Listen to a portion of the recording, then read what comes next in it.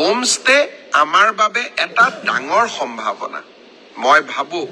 যে এই হোমষ্টেৰ জৰিয়তেও অসমত আমি পৰ্যটনৰ এক নতুন বিপ্লৱ আনিব পাৰোঁ এই গোটেইবোৰ চিন্তা আমি যদি এটা এটাকৈ শৃংখলাবদ্ধভাৱে কৰি যাওঁ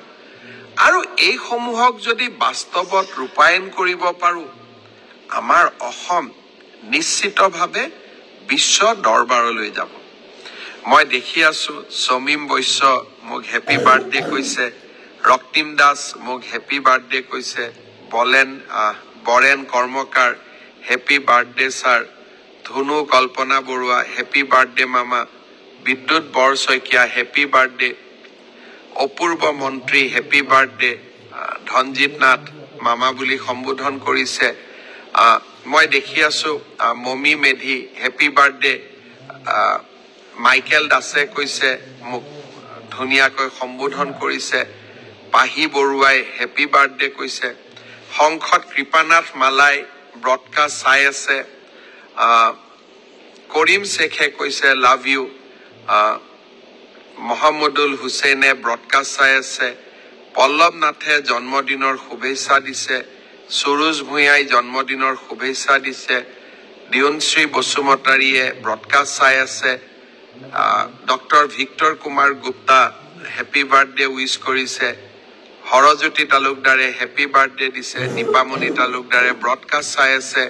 ৰঞ্জিত মালাকাৰে হেপী বাৰ্থডে উইশ কৰিছে Joyita Purkayastha happy birthday wish কৰিছে Pranjal Kalita happy birthday wish কৰিছে Shahin Mohammad happy birthday wish কৰিছে আপোনালোক সকলোকে মই বহুত বহুত ধন্যবাদ জনাইছো সমীৰণ দিগন্তই গোলাঘাটৰ পৰা মোক শুভকামনা জনাইছে বিশাল ডেকাই শুভকামনা জনাইছে অজস্ৰজনে শুভকামনা জনাইছে মই এটাই আশা কৰিম কালি দিনটোত আপোনালোক সকলোৱে অকণমান সময় উলিয়াই মোক আশীৰ্বাদ কৰিব যাতে অসমখনক কৰবাত নহয় কৰবাত বিশ্বৰ দৰবাৰত ভাৰতৰ এখন সৰ্বশ্ৰেষ্ঠ ৰাজ্য হিচাপে আমি যাতে সকলোৰে সামগ্ৰিক প্ৰচেষ্টাত আকৌ এবাৰ প্ৰতিষ্ঠা কৰিব পাৰোঁ মই বিশ্বাস কৰোঁ আমাৰ মাজত অজস্ৰ সম্ভাৱনা লুকাই আছে কৰবাত নহয় কৰবাত 3টা দশকৰ বন্ধ ধৰ্ণা ধৰ্মঘট নিৰাশা অন্ধকাৰে আমাৰ মাজৰ পৰা উদ্যমবিলাক হেৰুৱাই পেলাইছে কৰবাত নহয় কৰবাত আমি নিজৰ ওপৰতে আত্মবিশ্বাসবোৰ হেৰুৱাই পেলাইছিলো এটা জাতি আমাৰ পৰিচয় আন্দোলনমুখী হৈ পৰিছিল এই জাতিটোৰ মাজত অজস্ৰ সম্ভাৱনা লুকাই আছে এই জাতিটোৰ পৰিচয় আন্দোলনমুখী হ'বই নোৱাৰে এই জাতিটোৰ পৰিচয় হ'ল কৰ্মমুখী এটা নিশাৰ ভিতৰতে লাচিতে মোগলক ৰুধিবলৈ গড় বান্ধিছিলে প্ৰকাণ্ড গড় তাৰ মানে অসমীয়া কিমান কৰ্মমুখী আছিলে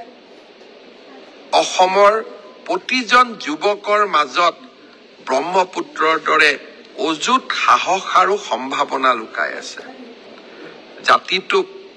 আমি নতুন প্ৰাণ দিব লাগিব অসমৰ মুখ্যমন্ত্ৰী হিচাপে আপোনালোকক যাতে মই এক সুন্দৰ পথেৰে অৰুণোদয় পথেৰে অনিৰুদ্ধ পথেৰে আগুৱাই লৈ গৈ আমাৰ অসমখনক ভাৰত মাতৃৰ সৰ্বশ্ৰেষ্ঠ ৰাজ্য হিচাপে প্ৰতিষ্ঠা কৰিব পাৰোঁ তাৰ বাবে আকৌ এবাৰ মই আশীৰ্বাদ বিচাৰিলোঁ ব্ৰডকাষ্টত মোক বহুতে সুধিছিল যে আপোন ঘৰ আঁচনিৰ কৰ্মচাৰীসকলে নতুনকৈ 30 লাখ টকাৰ লোন পাব আমিতো 15 লাখ পালোঁ আমি আৰু 15 লাখ পাম নেকি আজিৰ কেবিনেটে আপোনালোকক আৰু 15 লাখ টকাকৈ ঋণ লোৱাৰ সুবিধা কৰি দিবলৈ সিদ্ধান্ত গ্ৰহণ কৰিছে ফেব্ৰুৱাৰী মাহৰ ভিতৰতে ডক্টৰ বাণীকান্ত কাকতিত আঁচনিত কাম কৰা কম্পিউটাৰ শিক্ষকসকলৰ বাবে আৰু প্ৰাদেশিকৰণৰ বাবে অপেক্ষা কৰি থকা বিশেষকৈ 2006 চনৰ আগতে প্ৰতিষ্ঠা হোৱা শিক্ষক শিক্ষয়িত্ৰীসকলৰ বাবে চৰকাৰী নিয়মৰ ভিতৰত ভাল খবৰ লৈ আহিবৰ বাবে এইবাৰৰ বাজেটত আমি চেষ্টা কৰিম। পুনৰ এবাৰ আপোনালোক সকলোকে ধন্যবাদ জনালো।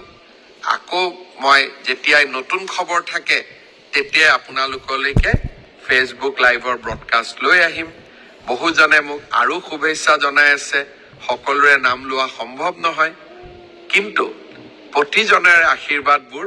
মই এটা সময়ত ৰাতি বহি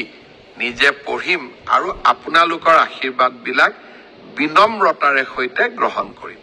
পুনৰ এবাৰ সকলোলৈ বহুত বহুত ধন্যবাদ জনালো। জয় হিন্দ, বন্দে মাতৰম। অসম মাতৃৰ বিজয়ে,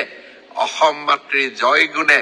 আমাক সকলোকে গৌৰৱান্বিত কৰক। বহুত বহুত ধন্যবাদ। জয় হিন্দ।